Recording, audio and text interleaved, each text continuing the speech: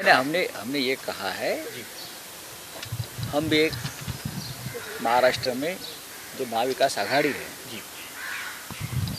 जो सरकार चल रही है, वो सरकार चलाने के लिए बहुत दिक्कतों का सामना करना पड़ रहा है। नॉट पॉलिटिकल, सेंट्रल से कोई कोऑपरेशन नहीं, कोई विकास का मुद्दा लेकर जाएंगे तो आपने देखा होगा मेट्रो का क्या हुआ। हर स्टेट में जहाँ अपोजिशन की सरकारें हैं, जहाँ बीजेपी की सरकारें नहीं है, वो चाहे ममता जी की सरकार हो, हमारी हो, तेलंगाना में हो, झारखंड छत्तीसगढ़ में हो,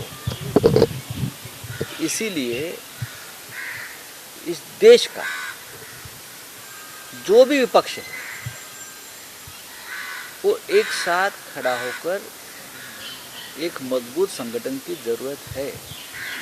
मैं ये नहीं कहूँगा कि तुरंत चुनाव आ गया और हम जीत गए, ऐसा नहीं कहूँगा। आज बीजेपी एक मजबूत स्थिति में है, मोदी जी का नेतृत्व मजबूत स्थिति में है, लेकिन उनके सामने यूपीए जो है उनको भी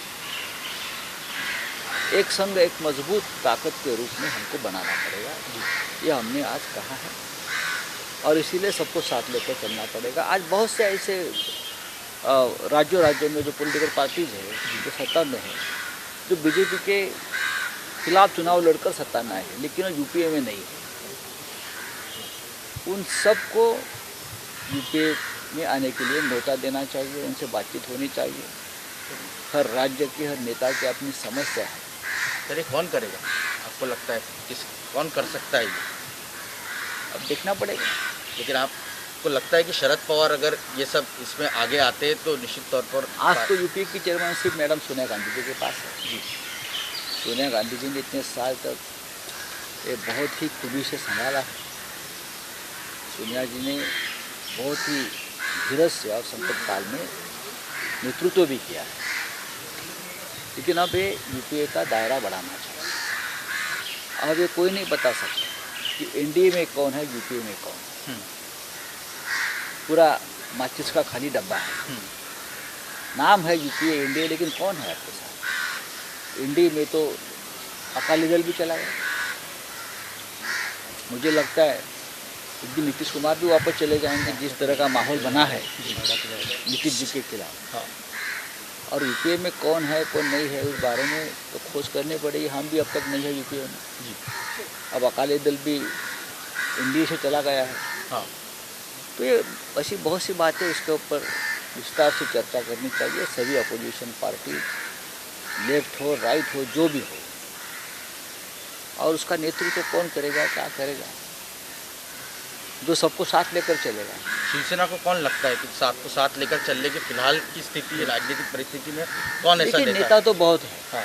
इस देश में नेताओं की कमी नहीं है। जी। इस देश में एक झाड़ पर पत्थर मारे तो 10 नेता गिरते हैं। जी। वो भी राष्ट्रीय स्तर के। हाँ। लेकिन जनता किसको नेता मानती है, हाँ। ये देखना पड़ेगा। और जो शिवसेना किसको मान रही है? आपको लग रहा है कि नहीं। नाम अगर आप स्पेसिफिक, क्योंकि हमने जो एडिटोरियल पढ़ा उसमें आपने एक आशय इसमें देखने को मिला कि शरद पवार साहब ने अगर नेतृत्व किया तो सभी पार्टी एक छत के हो नीचे। सकता है। एक ज़माने में सोनिया गांधी जी की लीडरशिप में सब लोग आए थे। मनमोहन सिंह के नेतृत्व में हम लोग आए थे, सब लोग आए थे। आज तो मुझे दिखता है कि शरद पवार साहब इस देश के ऐसे नेता हैं जिनकी बात सब लोग सुनते और मानते हैं। मोदी जी भी मानते हैं।